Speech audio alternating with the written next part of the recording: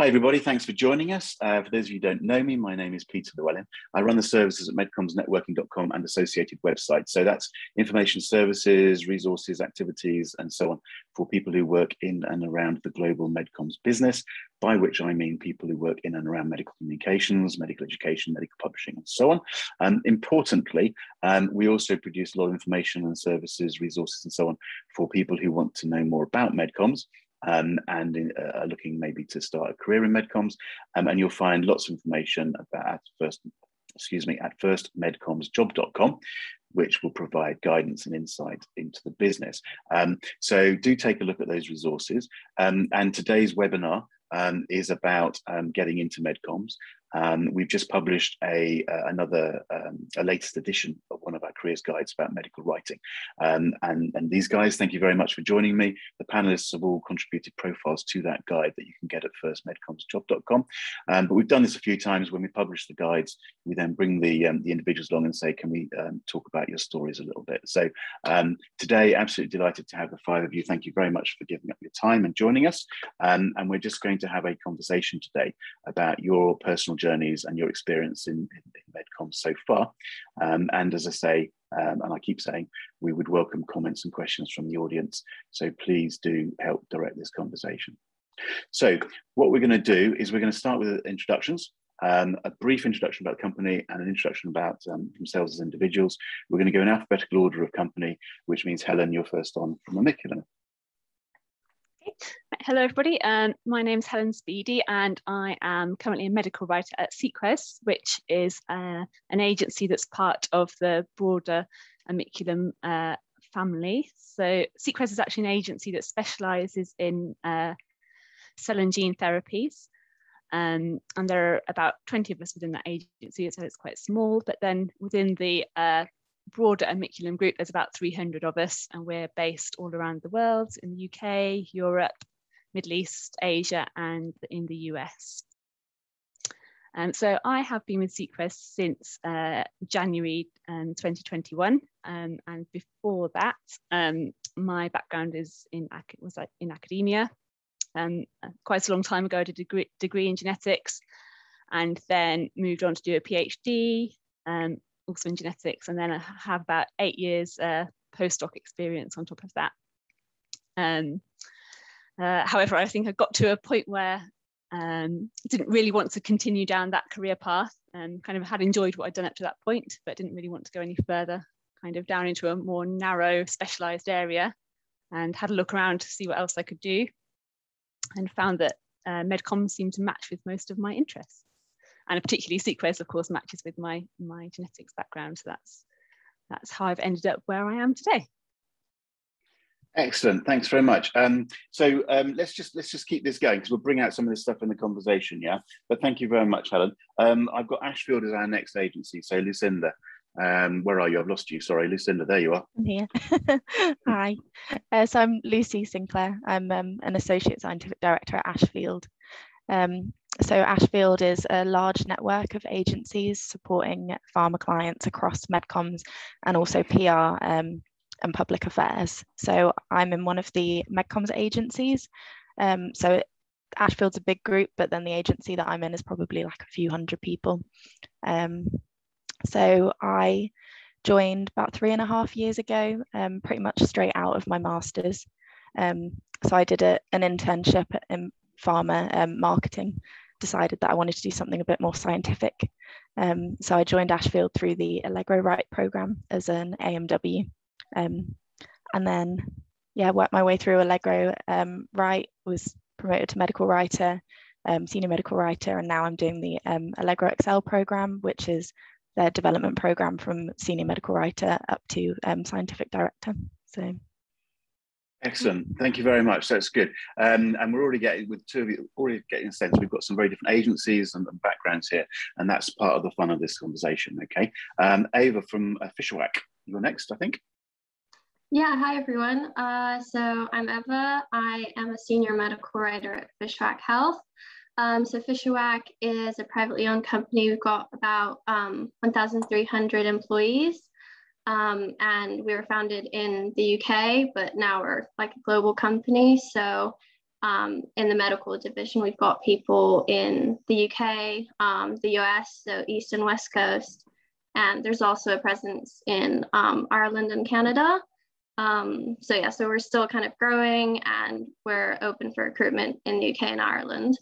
And yeah, we're not only a medcoms agency, so there's also like capabilities in consulting and marketing and market access. My journey into medcoms, I guess, is kind of similar to a lot of people. So I went straight from university. So I did an undergrad degree in biology at Imperial College London, and then I went straight into a master's in global health at UCL. And then I stumbled into medcoms, and it appealed to me because it's still very much in the science, but it's quite broad. You don't have to like kind of narrow it down very much very early on, and it's not lab-based, which appealed to me a lot as well. And yeah, there's loads of opportunities in London, which is important to me because that's where I'm based. Excellent. Okay, thank you very much. Lauren, you're next from Helios. Hi, I'm Lauren Oswald, and I'm a medical writer at Helios Medical Communications. At Helios, we're a full-service, independent, global healthcare communications and strategic consultancy agency, and we have about 158 employees. We have offices across the UK. We have an office in Oxford, one in Manchester, and one in Alderley Park in Cheshire. We also have US offices. And I started at Helios just over a year ago. I started as an associate medical writer. It's my first job in medcoms. Prior to working in medcoms, I worked in a patient-facing role as a physiologist, and I was looking to change role because I wanted a bit more variety in my role. I wanted to use communications more, and I was really interested in writing. So I changed, and I'm now working as a medical writer. I was promoted earlier on this year. Excellent. Okay, thank you very much. Alicia, you're from FirstMedCommsJob, yeah? Hi everyone, my name is Alicia. I am a medical writer at Oxford PharmaGenesis. We are an independent agency with about 24 years of history. And we have a very broad panel of clients. We work in different therapy areas. We have also offices in different locations. I am in Oxford, but we also have an office in London, Cambridge, Cardiff, and also in the States and in Australia. And my journey in medical writing is also with what some of the colleagues have described. I did my undergrad and then did my master's and got into a PhD in genetics. And I have never heard of medical writing before until I finished my PhD here in Oxford and started talking to people. One of my friends got into medical writing. And I think that's when I started exploring the possibility. I think one of the reasons probably why I didn't think about that before was because I'm not native English speaker, so I was very hesitant. We can go into that if someone has questions afterwards. But then I think, as other colleagues already said, medical writing gives you the opportunity of working in science and not being in the lab, which I had already decided I didn't want to do for longer. And it gives you the opportunity to be exposed to many interesting scientific areas and therapy areas. So I think it's a great combination for people who wants to stay in science but don't want to be sitting and pipetting all day.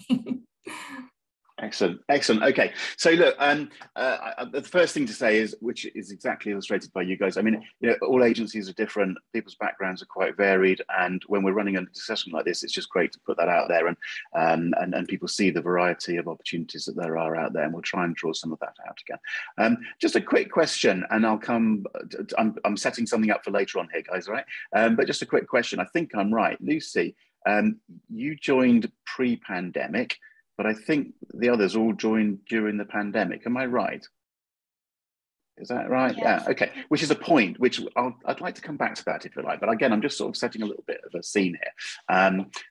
But you're all quite new into the business, and that's great in a discussion like this because we're talking to people who want to come into the business, and you can tell us a little bit about your experience, and you can still remember the transition from what you're doing before to what you're doing now.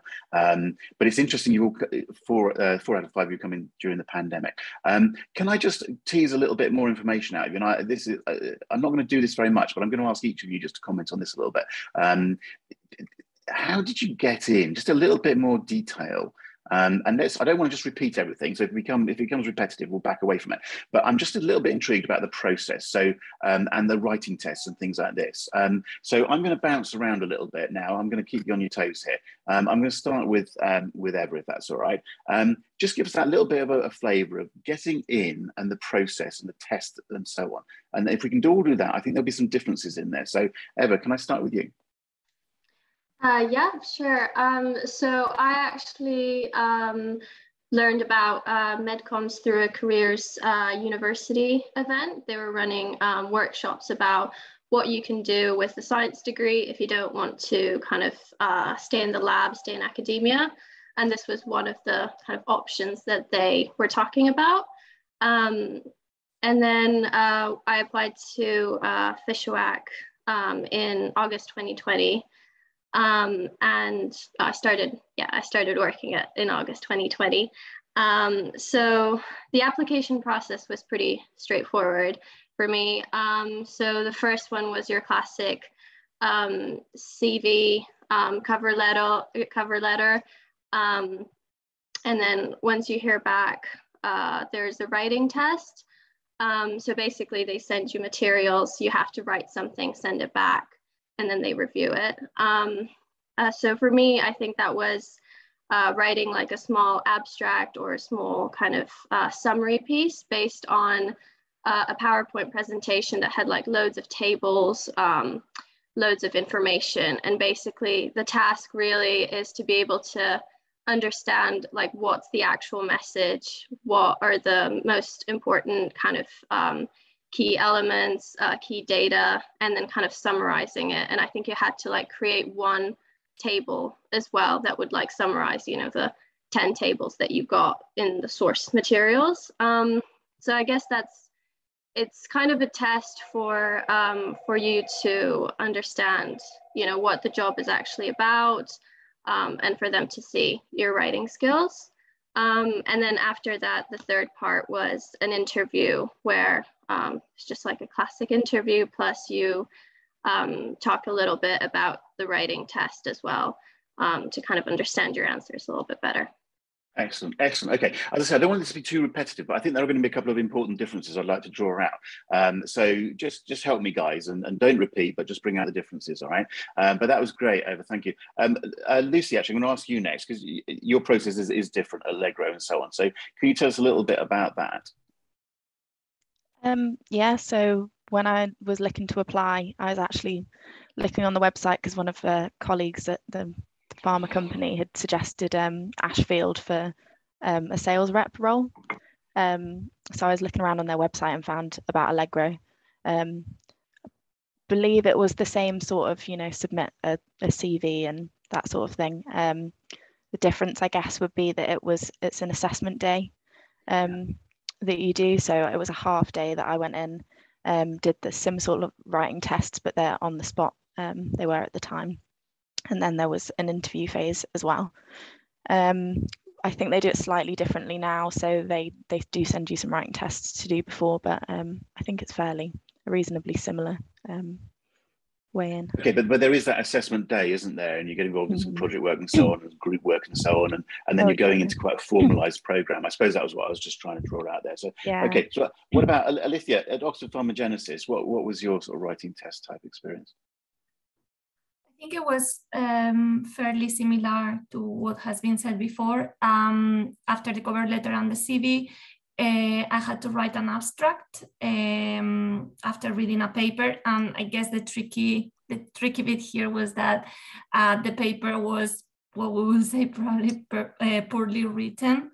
So it wasn't very straightforward it involved some understanding and interpretation, and it's not as easy as when you read a very well written paper. So I think that was the point of testing your skills to at least understand the overall idea and be able to make sense, and also spotting some of the mistakes. So it was part of the test was indicating if you found any data inconsistencies or inconsistencies throughout the paper.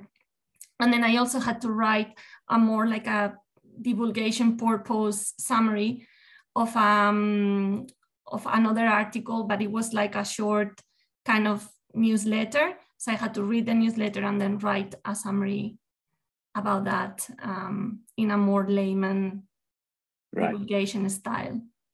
Okay, so there's a few points coming out quite quickly here. So they're looking at the writing style, obviously, which is part of it. But they're also, I think it was Eva, you said, and this is the thing that I always say to people, is look for the message. There's a message in there. Don't spend all your time explaining the details of the methods. There's a message in there. This medicine is better because of this, or better for patients, or patients like. There's a message in there, and that's what they're trying to see whether you can capture. Yeah. You've talked about. I think you've already talked about attention to detail type questions. Okay. You might be being asked to look at something on the basis that do you spot the errors. That the flip side of that is make sure that when you do these tests that your attention to detail is extremely good, yeah, because that's what they're looking for. Okay, let's just finish. Lauren, what was your process like? Was it any different?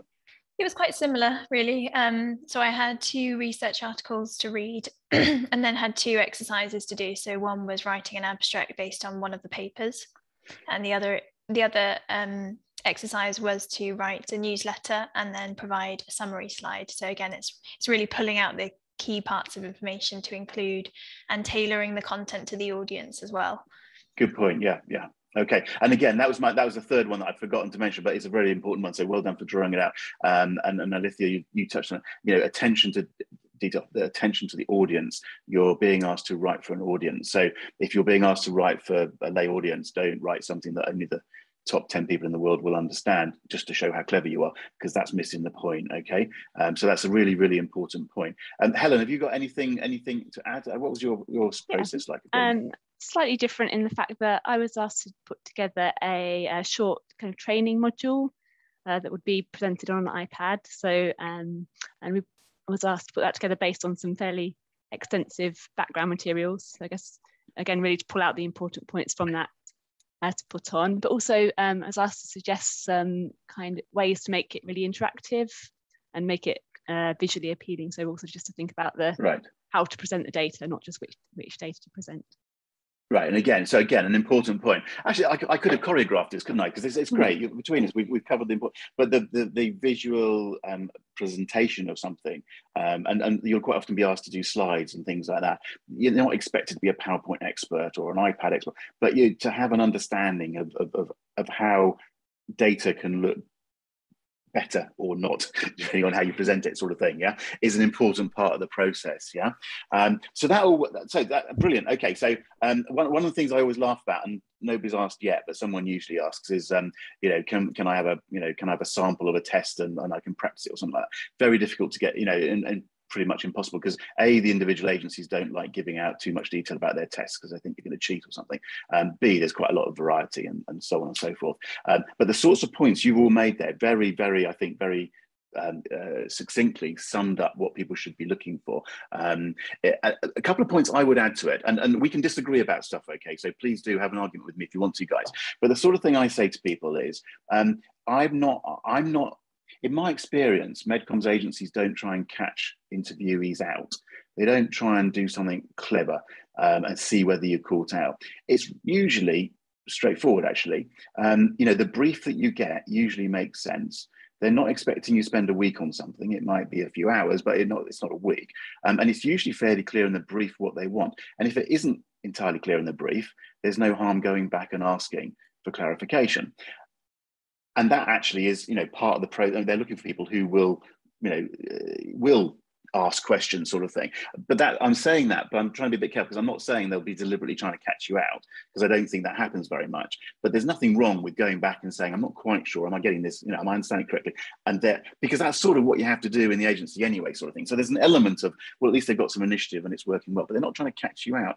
You're sort of all nodding at me, but I think that's a fair point, isn't it? And if somebody reads the brief, then they and have a reasonable go at it, they're not. The other thing is, agencies don't expect people to be medical writers when they're taken on, because until they're taken on, the agency can't train you.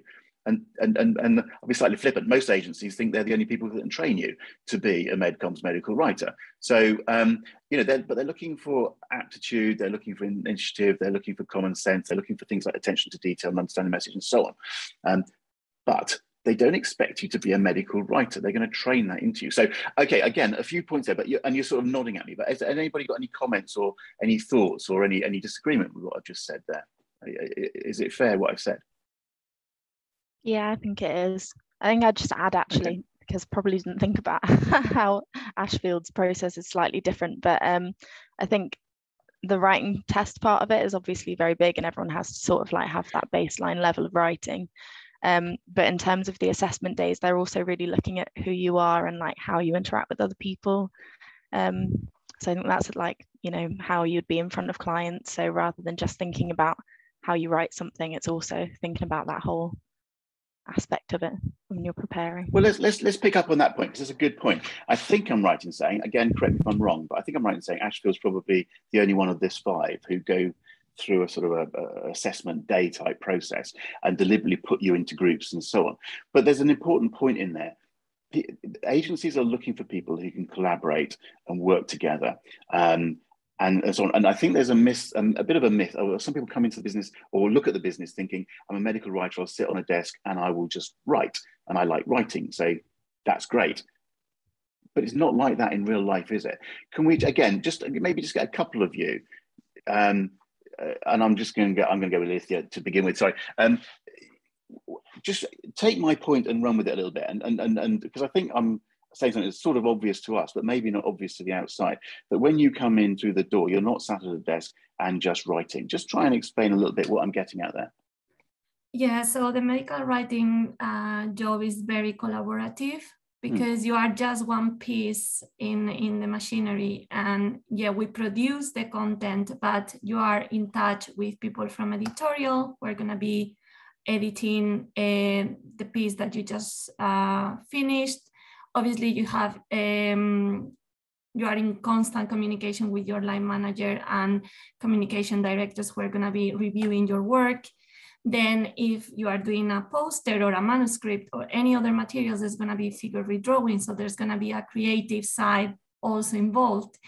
And it means like you need to be able to communicate and brief people and provide the information that they need to actually enhance your piece or do the other bits.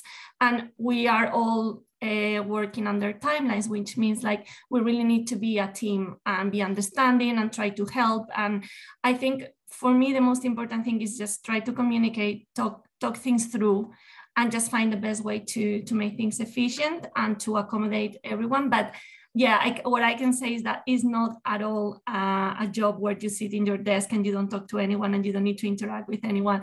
There is a lot of interaction throughout the day with people within your team as well, senior people who can kind of help you to understand briefs or to get settled into a therapy area, but also interaction with people from other, if you want to call it, departments that you actually need to engage with. So no, you are not going to be alone. Exactly. It's an important point. And let's go further with that. Lauren, I'm going to drag you in at this point. Let's cover off another aspect of the communications game. You're dealing with opinion leaders, physicians, authors, whatever, those sorts of people. Just talk a little bit to that, because you must have some experience of dealing with those sorts of folk. Yeah, so you always have communications with the clients that you're working with, or authors on manuscripts. So there's a constant back and forth of communication. You want to make sure that you're meeting their brief and you're updating them on the progress of projects. So there's lots of different key stakeholders to communicate with that are external to the company, as well as all of the internal parts of the company. I think another thing to add as well is when you're working on multiple projects at different times, you're working within different teams and they're all at different stages. So communicating where you're up to and working collaboratively to make sure that you're on top of everything and everything is meeting the deadlines and timelines appropriately, I think is really important. Yeah, and I'm going to push you a little bit more, specifically on the sort of KOL side, the opinion leader side, because and again, I don't know your individual experiences, so you might just go, well, I haven't done that yet, Peter. But some of this is about working with some really very interesting people around the world, at the top of their game on very early stage products, or maybe not so. But you can be right in there with people who like the top 10 experts in the world. That can be quite quite worrying, can't it? Or do you find that exciting, or do you find it a little bit sort of nerve-wracking, or again, just a little bit of how are they to deal with those sorts of people? Yeah, I find it exciting. You really get the insights from the experts that are at the top of their field, so it feels really nice to work with them and understand at the sort of cutting edge of science. I think that's really exciting. Communication is part of it. So you kind of learn how to communicate with key stakeholders as part of the training process. And it's really exciting. Yeah, no, it's good. It's good. So let's be excited about it. Yeah, it can be. You can be at the bleeding edge of what's going on. Helen, though, I'm going to jump around a bit. Helen, I'm going to pull you in. Again, another group, and you touched on it, Lauren, but the client side of it, which can often be forgotten. And as a writer in different agencies, you have different amounts of client contact, and usually you're not thrown straight into the client contact to begin with. But some writers have account management types alongside who are taking the lead with the clients. Some agencies don't, and so on. But I would imagine you've all got some client contact. But let's just address that, okay? Dealing with the clients, what's it like? Helen, just give an honest view. I mean, and a sense of, what comes with dealing with clients. Who are these people, and what's the problem there? What am I getting at there? I think dealing with the clients, much like communicating internally, it's all about talking to them, making sure you understand what they want, what they're, when they give you some feedback on some work you've done, just listening to them, making sure you take their feedback on board. But I guess sometimes it's it can be like a two-way conversation. It's not just you give them your insights as well in some ways, because we're kind of the experts in what we're doing. They're the experts in what they're doing, and there's some kind of happy medium between us. So yeah, okay, I'm going to draw a couple of things out. So and we had a meeting the other day. I was thinking about this, which is why it's partly in my mind. And we were talking about the client, comments from the client, the challenges of dealing with the client, which are just challenges of dealing with anybody. I'm not trying to make more out of it than that. But it was talked about like, well, there's a client. And I just made the point, I think it's worth making the point, that the client in this conversation is actually a whole bunch of people. Yeah. There's someone you're dealing with, but actually there's a whole system behind them, and medical directors or whatever who like to decide what colour something is long after something was already decided, or have a particular view on where an Oxford comma goes in or doesn't go in, or something like that. Yeah. So again, I'm just trying to give a sense of the writer sitting there, understanding they're part of a collaborative team, multidisciplinary, or whatever the words are within the agency. Within a group, there are clients, there are KOLs, and so on and so forth. But also, so I think that's an important point. And okay, but there's another point you touched on there, and let's just who am I going to choose? Lucinda, Lucy, come on with this one. What Helen just said there about it's a two-way, it's a partnership. You can advise as much as just be told what to do. I think that's an important part of the game, isn't it? I mean, you're not just the writer. You are there to help, support, and advise, and so on, in terms of the strategy, but also the right ways of doing things. And with writing, there are regulations and guidelines and stuff. Just touch a bit on that, Lucy, if you can. You see what I'm getting at there? Yeah, I mean, I think it's a two-way sort of collaborative relationship. So we'll have like clients who are working specifically on projects, and then the sort of overall directors. And we'll have people coming and asking us to advise them about, you know, pubs processes or how we'd recommend to do something. And we'd work with our key clients to sort of agree how we're going to do things. It's not just sort of being told what to do and then we go and do it. It's two ways, yeah. Again, I think there's an important point in that, because, you know, let's address the sort of the thorny point. You know, we're not working in a business where you just write what you're told to write. That's not the point of it. And there is an element, there's certain people out there who think the pharma industry and the people who work with pharma just sort of spin stuff and so on. But actually in medcoms, it's about accuracy, and it's about data transparency, and it's about all those sorts of things, which are very important to us and indeed very important to the industry. And again, I just want to sort of get those sorts of messages out there that people understand this. Having said that, Eva, I'm going to come to you. Let's just keep following my train of thought for a little bit.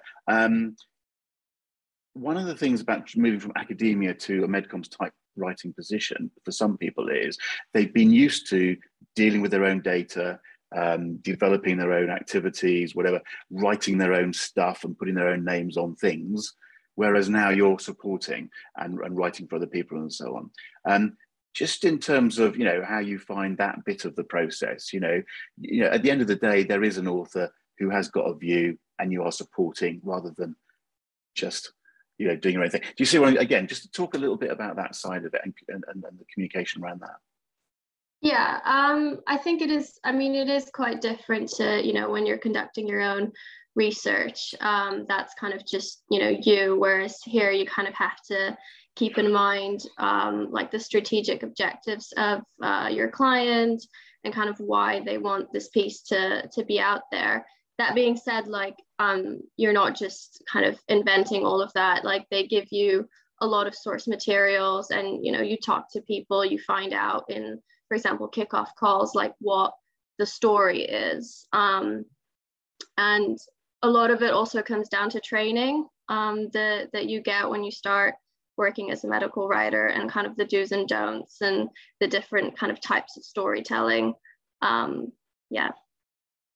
Okay. So again, just important points for people to think about the sort of the difference in terms of the culture and the organisation and so on. We had a question in. Sorry, I've lost it, but someone was asking a question about background experience, needing pharmaceutical industry experience and so on. I mean, I would say you don't need pharmaceutical industry experience. In fact, I would argue, frankly, that it's probably a good thing to get more people with pharmaceutical industry experience in. So that's probably not the priority. But work experience, I mean, and again, there's a variety of people here in terms of you coming straight from academia, or for instance, Eva, I think I'm right, you had some different sorts of experiences before.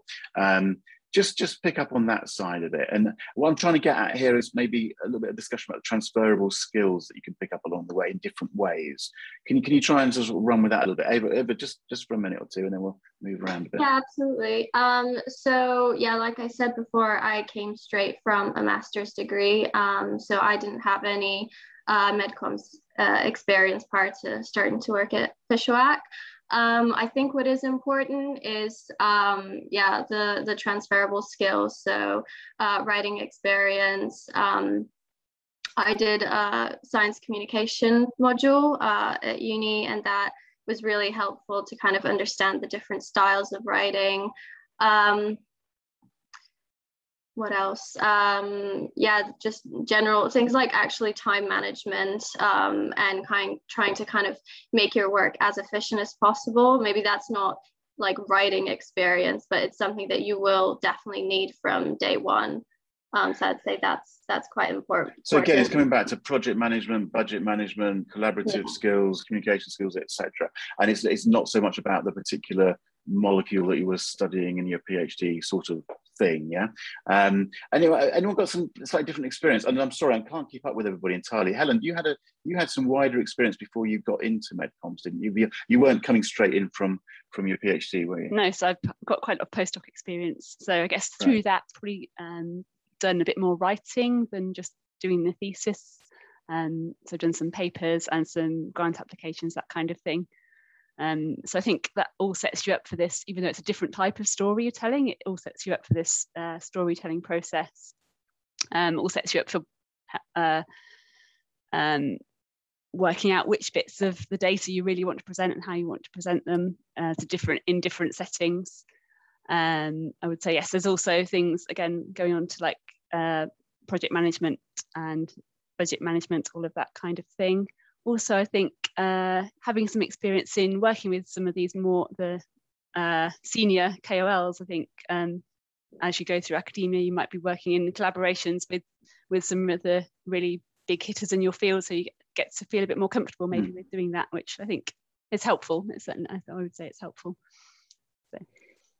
So, okay, there's a few more questions just suddenly come in, so let's try and pick up a couple of things here. And we are going to, I know we're bouncing around a little bit, but I think this is just interesting hearing these sorts of comments. And I'm going to say it now, I'll say it at the end. You know, people who've got interest in this, you know, come and make contact with you via LinkedIn or whatever. You're all very happy to hear from people and follow up these sorts of questions and so on. Okay, I just wanted, so my mind's gone slightly off on the wrong track there. I was trying to pick up on this question, which always comes in about, well, you know, BSc, MSc, PhD, postdoc.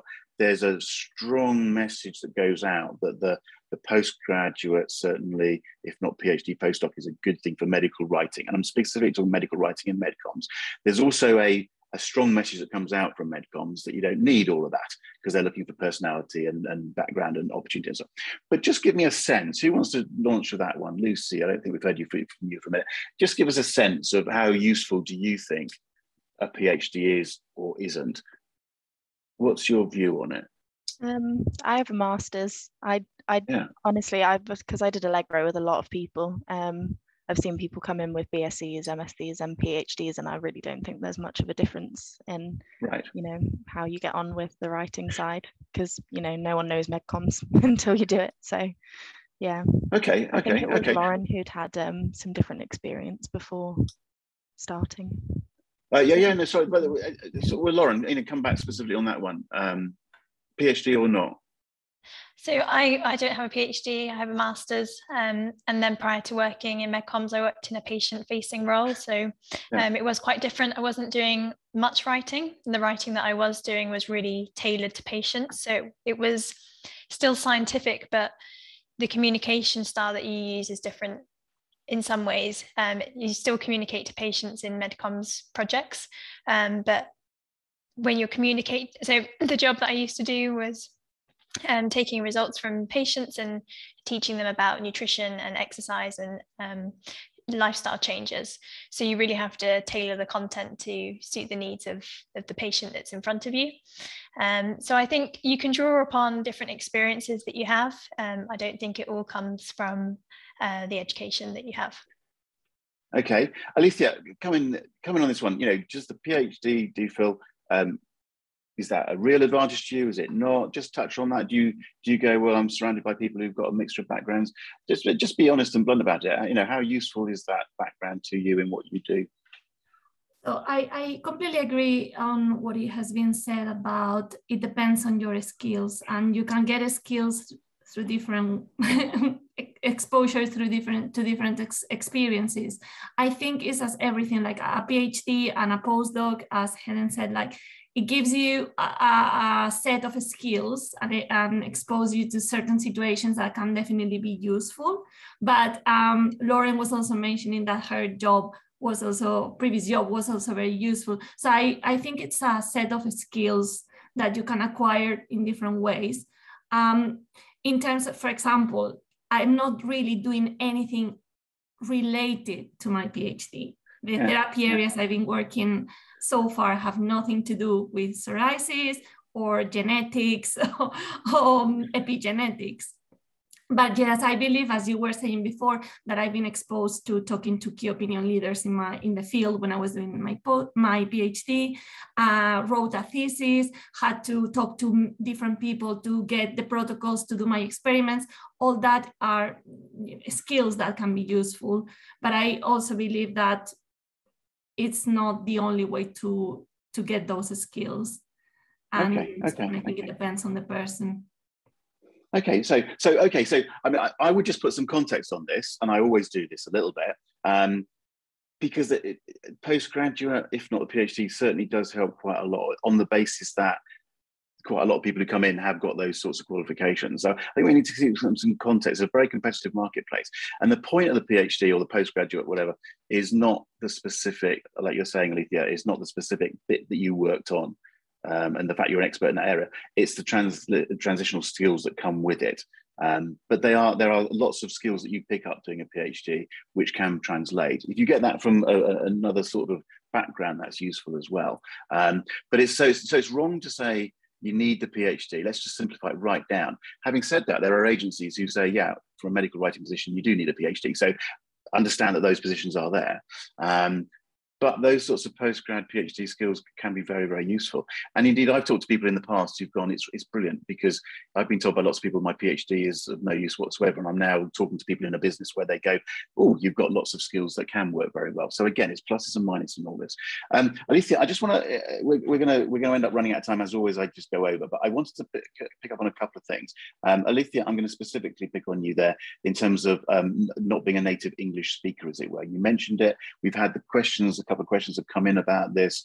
You know, just give us a sense again from your point of view of how much more challenging that was for you, if it was challenging, you know, and what you found when you come into medcoms. So I think the first thing is that I had this belief that there was no way I could get into medcoms because I was not a native English speaker. So I will try to prevent people from that thought and explore the path and give it a go to the writing test. Of course, you need to have certain level. And I was doing a PhD here and I have done my master's in the UK. So you obviously need to be feeling comfortable in English and having a good level of writing and skills. But it's not something that is going to prevent you from getting into the industry. I also think that it can give you, it has a plus side because you are bringing with you another language. And obviously we have clients that are in different parts of the world who have different interests. There are emerging markets in my case, for example, in Latin America. So I had the opportunity to be heavily involved in a project working with people from Latin America. And I was reading, screening, and extracting information from papers that were written in Spanish, and also accessing information from databases and websites that, you know, when you translate them with a Google translator, it's kind of not the same. And I'm trying to use that as a strength rather than as a weakness. However, it's true that sometimes things might take you a bit longer, or there are certain tweaks and spins into the writing that is very helpful to have a senior person who might be either more experienced than you, even if they are not English native speakers, or English native speaker to, you know, change a few prepositions here and there that you always get wrong. And the last thing I would like to say is that in Oxford PharmaGenesis, at least, and in my team, we have people from different places in Europe. So from France, and the Netherlands, Spain, we also have people from Greece.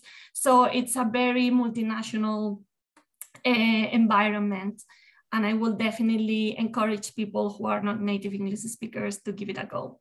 Okay, so I think a couple of sort of top lines there. I mean, we can't ignore the fact that written English is extremely important, and that's really important. But those other skills that you bring, and you're talking about your language skills and so on. I mean, you know, listen to me trying to talk to somebody in Spanish. We don't get very far very fast. So you might be a bit slower at some things, but it's nothing. It's not the same. Okay, so language skills are good, cultural skills are good, and so on and so forth. Would everybody else just nod at that? You've got colleagues around you who are not native English speakers and so on, and so there's a line in there, isn't there? You know, it's got to be we've got to be sensible about this. But there's lots and lots of opportunity for a very wide variety of people in this. So please give it a go. I am running out of time, which is very, very frustrating. There's been some questions. I think there's some questions, very specific questions I'd like to come back to. Frankly, for the audience who's here on the day, we'll come back to those afterwards. A couple of, I just thought I'd just touch on very briefly a couple of questions or comments coming in about remote working and so on. I mean, this isn't the time to go into it in a big way, but you're all working very flexibly, aren't you? And I think you're probably all actually at the moment working from home. So that way of working is now just part of what we do. There's a double-edged sword in there, because it's also good to get into the office environment and meet with people, and that's so people are struggling a bit at the moment, or not struggling, maybe the wrong word, but we're trying to work out the best sort of, I don't like the word, but hybrid way of working and so on, to give you the best of both worlds a little bit. But it's all very flexible, isn't it? I mean, that's an important point. It does get a little difficult when you're in a different country, because it's not quite what you'll believe if you read some of the papers about how we can just work anywhere at the moment, because there are legal rules and employment rules and tax rules and so on. But it's a very global business, so there are a lot of offices around the world. So that's worth understanding. Perhaps I should just actually, because I could speak carry on this conversation all afternoon, and I would enjoy myself, nobody else would. But maybe we should, with an eye on the clock, wrap this up. Can I just, there's so much more we could talk about, and I would just encourage people to talk to you via LinkedIn or something, follow up and watch our stuff on FirstMedCommsJob and so on. But let's just wrap this up for a moment. And as I say, people in the audience can stick around. We'll carry on to the top of the hour. But let me just put you all on the spot, and I'm going to go with each of you.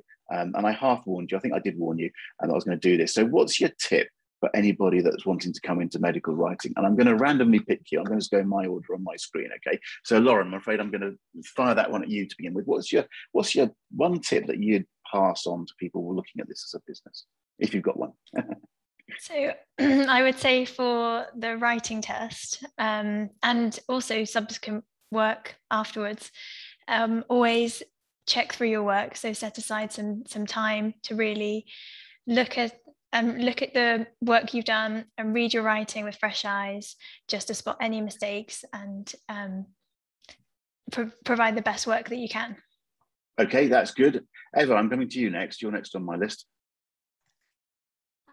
I think my advice would be, when you first start, make sure you ask a lot of questions, and if you're given like materials to read and you're onboarding, really just take that seriously and take that time to kind of understand the area. It'll really kind of help you as you go along later.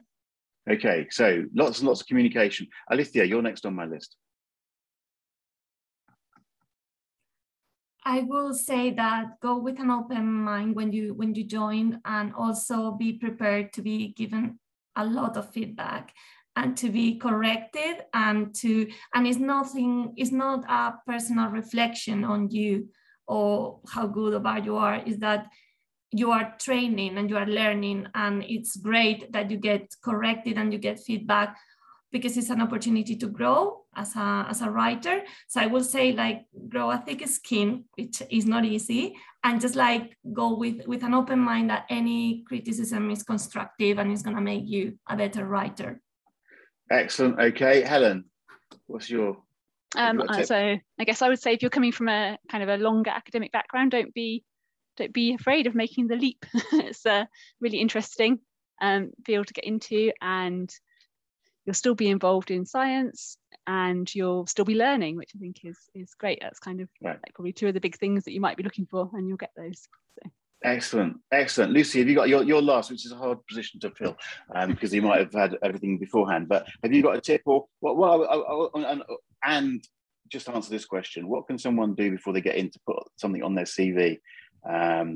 Maybe that's a specific question. Maybe I'm interfering with your tip that you're going to provide, but is there other things that you can do before you get in that's good to have on your CV? Do you see what I'm getting at? To be honest, I can't think of. Can't you? I'll answer my own question in a moment. You come in with your tip. I would say just take all the opportunities that you can, like once you're in an agency, because there'll be so many different things you can work on, and it won't necessarily be the thing that you think you're going to enjoy. That you might find something else even if you don't think you'll like it. Yeah. Okay, and that's an important message to get out there. I mean, all of you offer quite a lot of movement within the agencies. If someone comes in as a writer, you might end up finding you want to go in a slightly different direction. There's quite a lot of movement that goes on. The difficult bit is getting in the first place, and I do recognise it's very competitive business. I'm going to answer my own question very briefly, and all I was trying to get at was, I mean, there's some obvious stuff. If you're in academia, for instance, you're probably already the sort of person, but put yourself out a bit to help other people with their presentations. Be the one that people come to and check editing, type, and style, and be the one that volunteers maybe to help with the society website or something, things like that. Enjoy and take the opportunity to go and do presentations, things. But the point in there somewhere is that, and we usually get the question somewhere, what's the magic course that I can take? What's the course that I can take where, I will suddenly therefore be? There isn't really one of those. But, a lot of the universities, if we stick with that sort of an environment, offer, courses and support in terms of writing papers and writing one sort of another. It's good to do that sort of thing. But there's not very much out there that will go, this is specific about medcoms. You sort of have to get in the business to learn the medcoms business. And then on that point, be aware, we've got a couple of points touching on this. You probably, in most agencies, and I think all the agencies that are represented here, but disagree with me, you're going to start as some sort of an associate medical writer or at a training level. You don't come in with a lot of experience and suddenly become the principal medical writer if you haven't got the medcoms experience. You need to be trained, but the opportunities, you can move very quickly, show the aptitude and so on, and it can move very quickly. But most people have to come in and go, okay, I need to learn something here. Maybe it's on the job, maybe it's a formalized program and so on. Am I going to get away with that? Is anyone going to disagree with me, or should we just go, yes, Peter, that sort of summarizes what's the position? Okay, there's so much more we could talk about, but I'm going to draw a line there because we are over time on the recording. To those of you in the audience, as I say, we've got a few minutes we can cover off some of these other questions, and I would emphasize the fact part of these webinars, the point of the webinars is make connections. So everybody on the panel is very happy to hear from anybody via LinkedIn. That's the easy way of doing it. So huge thank you to the panel. I think it's great listening to you talk. I'm delighted it's working out well for you. And the only thing I'm going to throw in, and we're not going to have time to talk about it, but we did sort of set it up at the beginning, is you've all come in, except for Lucy, in pandemic. So I'm guessing none of you have been to a live meeting. Or Lucy, did you get to one before we shut down? I didn't actually. You didn't? First one this and year. I find this fascinating. This is a business, and this came up in a meeting the other day, which is why I'm just fascinated.